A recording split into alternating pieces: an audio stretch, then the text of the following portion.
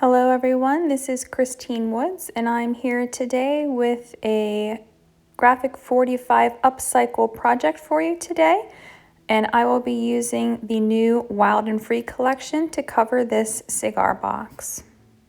First, I am lightly sanding my cigar box just to make the paper stick a little bit easier.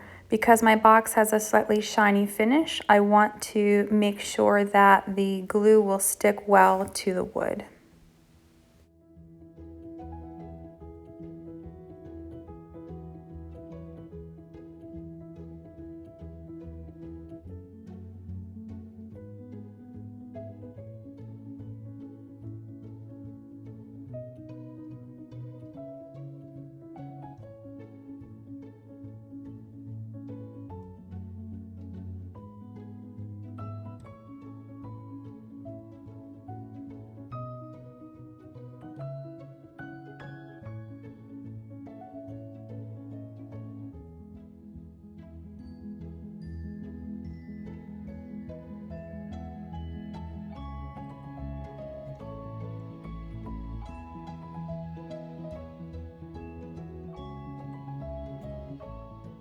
Once you finish sanding your box, don't forget to wipe it off with a soft cloth so that the dust is not going to stick to the glue. Next, you'll want to cut the papers for the inside of your box with whatever dimensions you need. Then begin placing the papers one at a time on the section of the box. I like to use regular tacky glue, but you can also use Mod Podge or another adhesive for this step. I wouldn't recommend using double-sided tape, as I have not had much luck in getting the tape to stick long-term to wooden projects.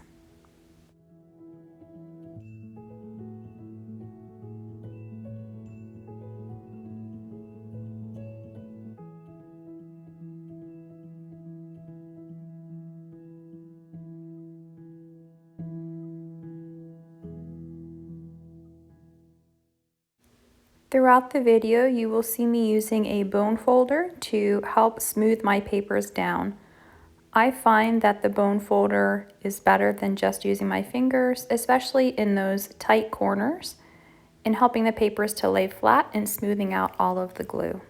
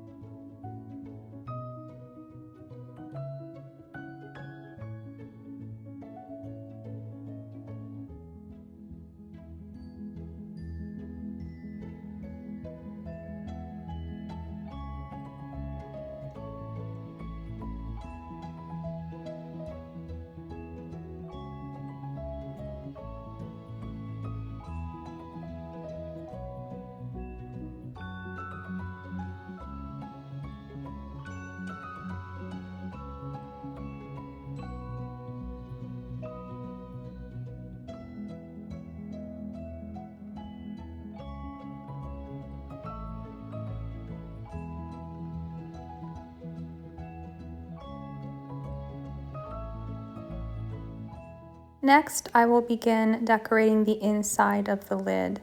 First, adding a piece of the decorative paper, and then I will start to layer up some other pieces.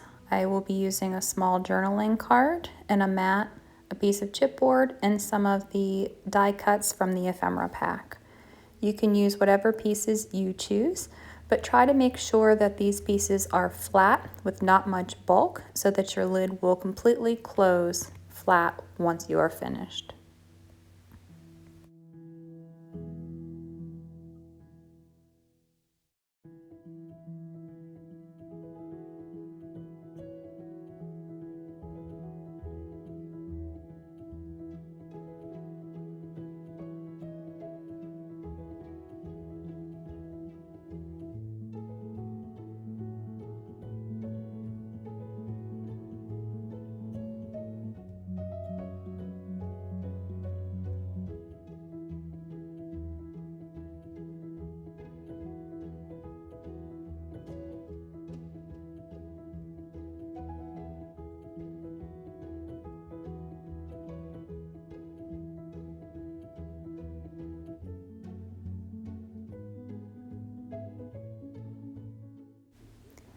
I like to arrange all of my pieces first before gluing them down.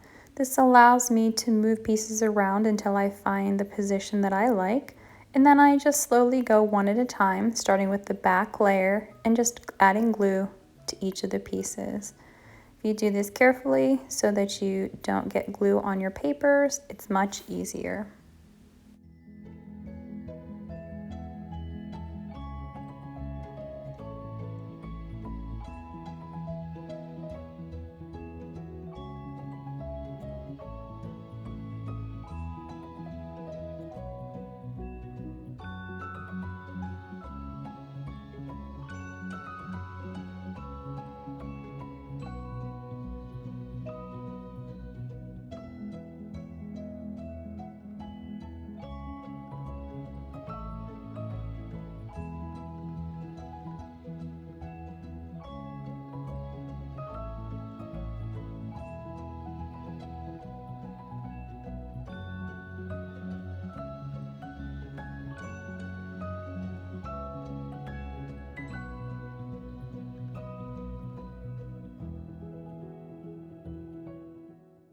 Once I finished adding the elements in the cluster, I finished off the lid with one of the sticker strips and added some inking just to help it to stand out.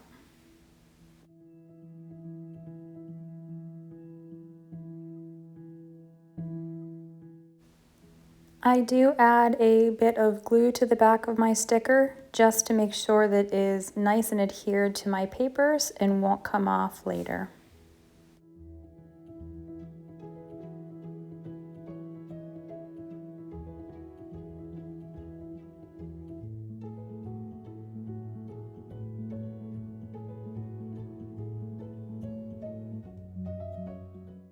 Next, we will begin decorating the outside of the box, so we need to cut all of the papers for the top, the sides, and the bottom.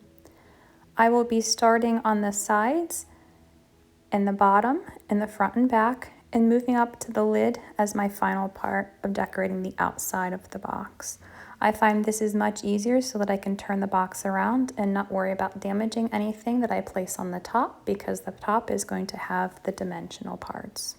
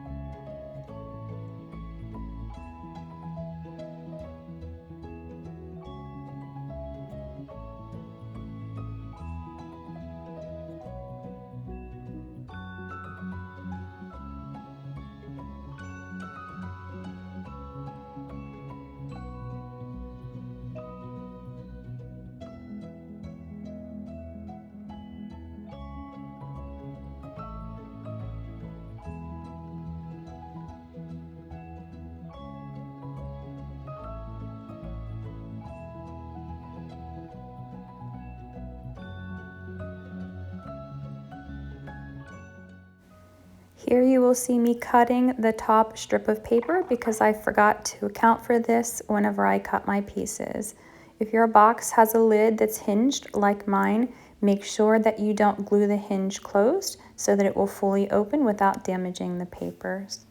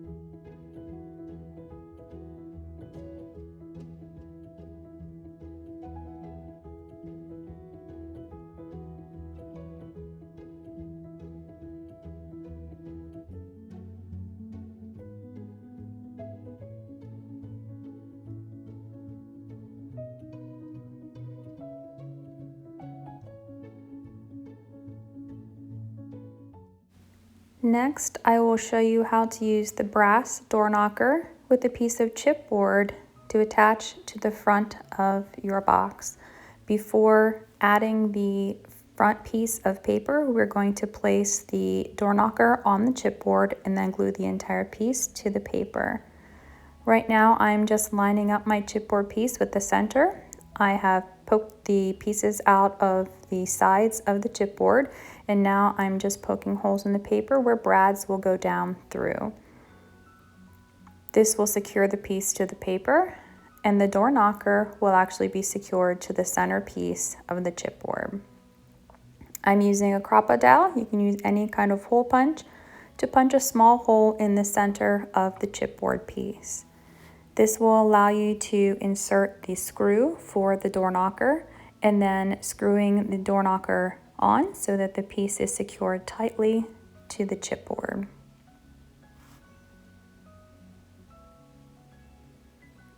You can use a screwdriver for this step. I'm just using a set of tweezers that are laying on my desk, and then I will tighten it a little bit more once it is in my piece.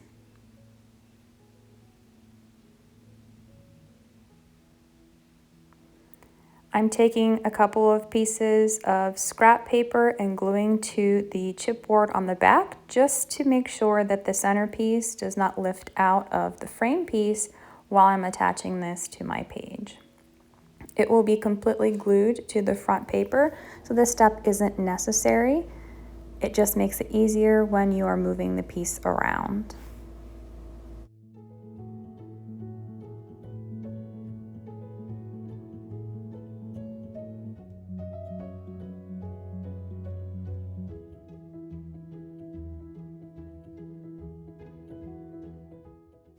Next, I will add glue to the back of the chipboard piece, and then I will insert the two small brads down through the hole in the paper to secure this piece into place.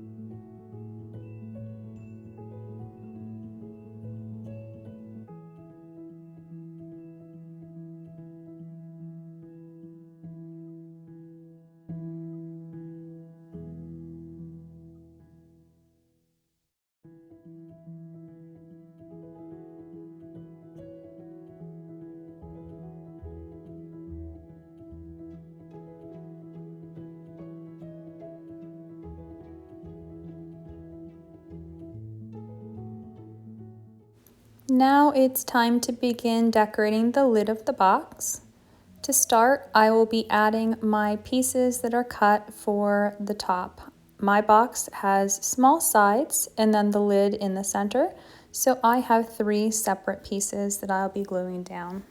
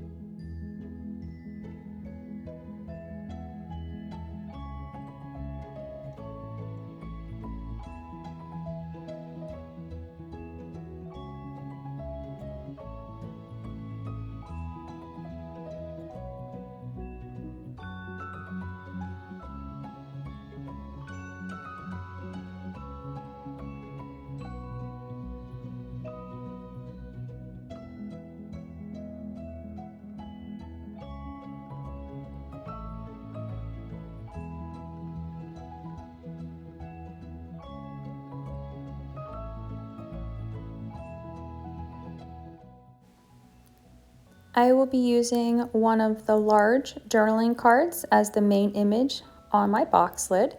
I've added a piece of heavyweight chipboard to the back of the card just to give it a little bit of extra dimension. And then this is going to be glued to the green paper to mat the photo to stand out a little bit more on the top of the lid.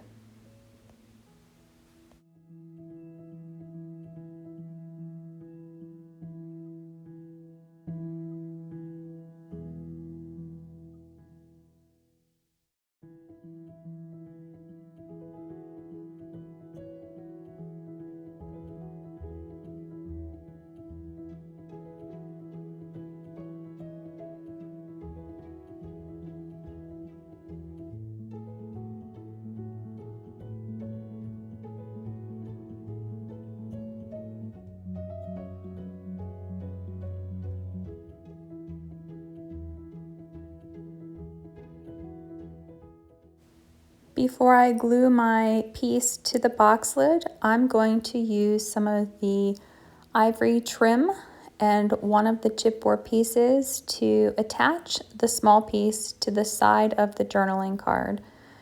The ribbon will be wrapped around the edges and glued to the back side so that it will be hidden once the card is attached to the top of the box.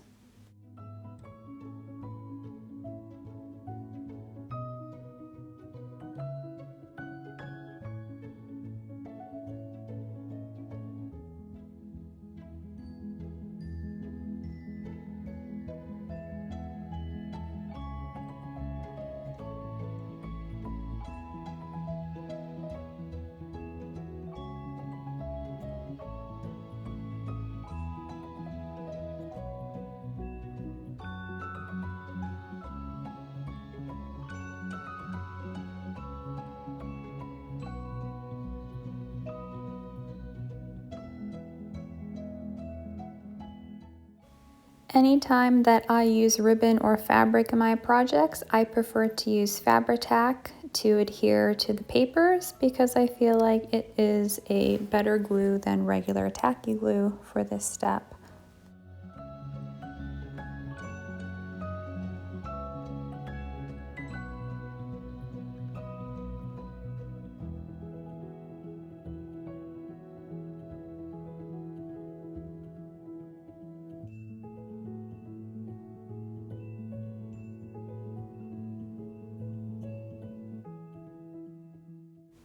Next, I will be using some fussy cut images from two of the papers just to give some extra dimension to the box lid.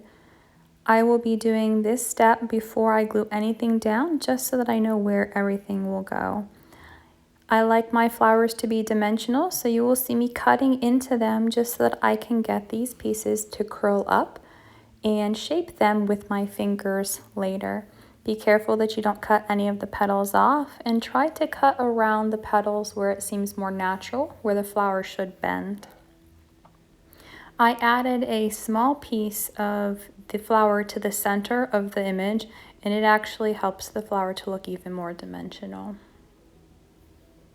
I will be doing the same thing to the leaves and curling them and bending them so that they do have some dimension too.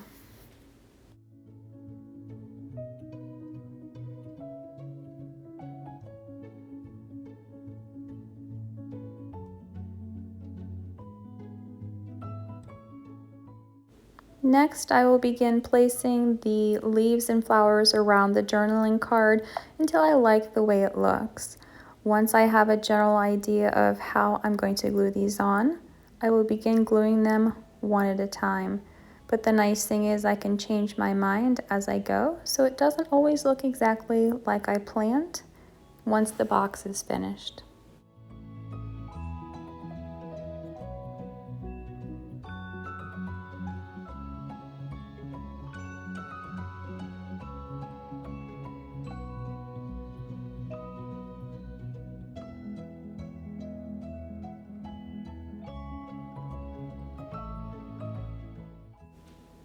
I will start with the journaling card and glue this image to the center of my box, being careful that I have some space around the edges that I can tuck some of those leaf pieces underneath the card.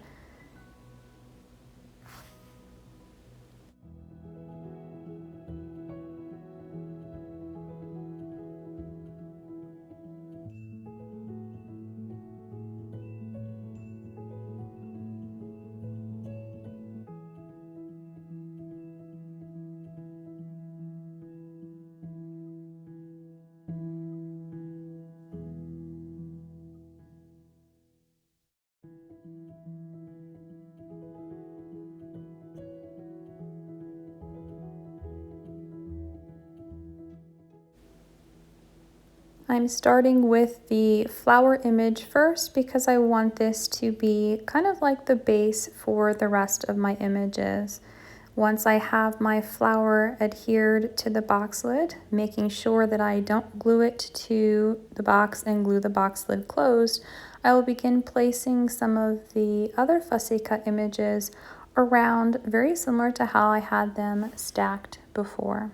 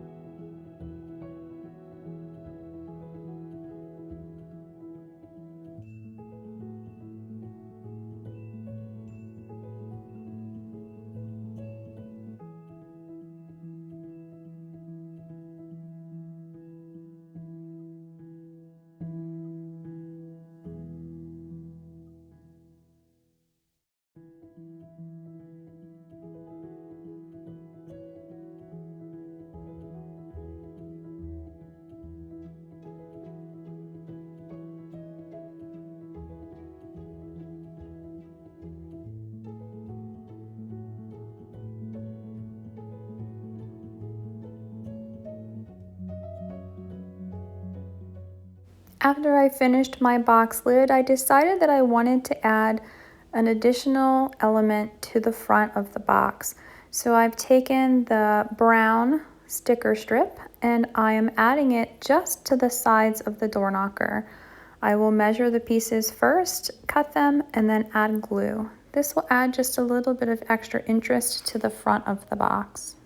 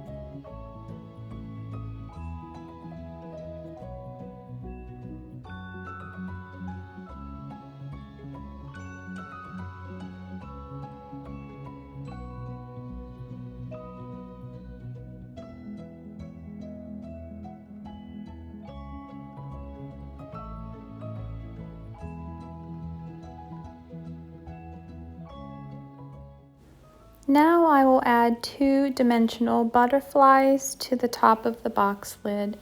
You can also use the Graphic 45 metal dies to make butterflies out of the paper if you choose to do this step. I'm using glossy accents to attach my butterflies to the paper because I want them to hold firmly, but because there's not much being attached to the paper, I need to make sure I have a strong adhesive.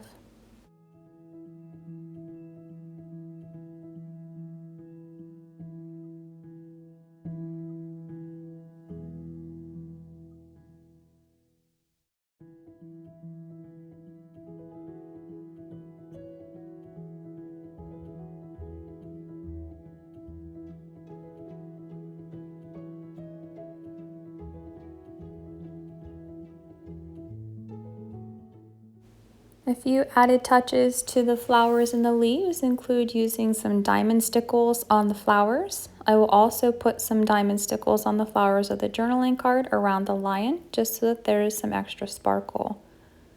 For the leaves, I will be adding a mint colored stickles to those, just to be able to have a little bit of additional color on those leaves.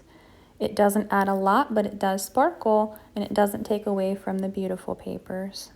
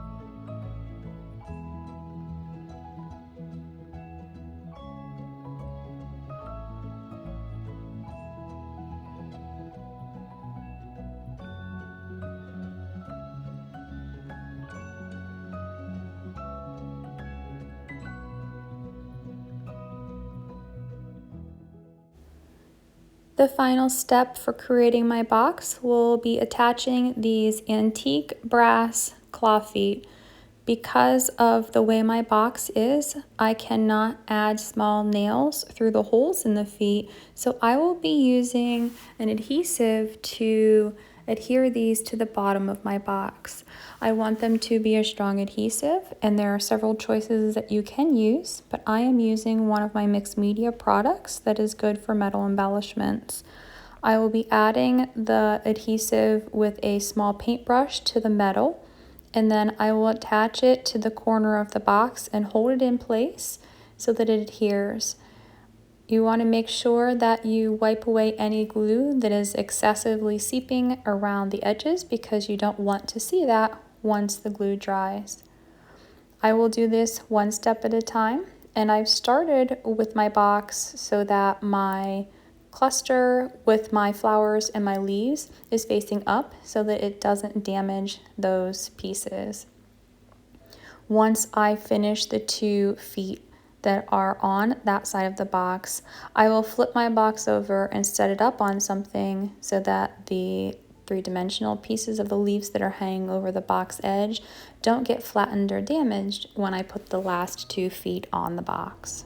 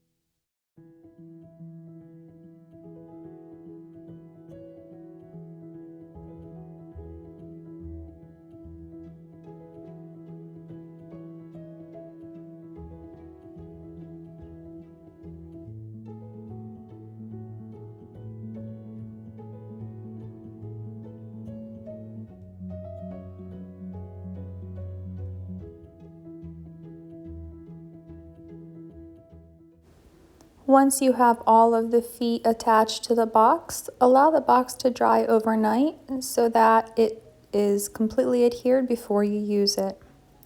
I hope you have found this tutorial helpful, and we'll try making your own upcycle box for the Graphic 45 challenge.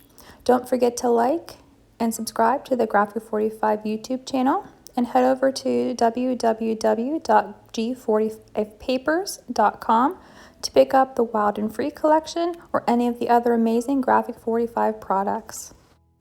Until next time, happy paper crafting!